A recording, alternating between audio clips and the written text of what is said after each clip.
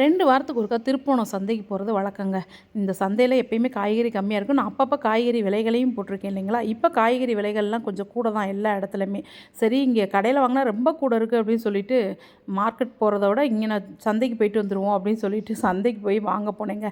இந்த காய்கறி 50, 100 குறையும் சொல்லி போய் எனக்கு நடந்த நிகழ்ச்சி சொன்னேன்னு வைங்களேன், பயங்கர ஷாக் ஆகிடுவீங்க. நிறைய பேத்துக்கு இது நடந்திருக்கவும் வாய்ப்பு இருக்குது.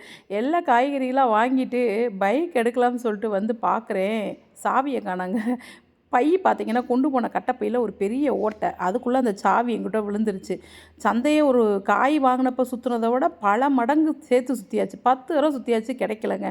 கடைசியில் என்ன வழி, பக்கத்தில் ஒர்க் ஷாப்பில் கொடுத்துருந்தோம். சாவி போடவும் அல்ல. கடைசியில் அதை ஓப்பன் பண்ணி அந்த வயரை கனெக்ஷன் பண்ணி இன்றைக்கி தாங்க வண்டியை எடுத்துகிட்டு வந்திருக்கேன்.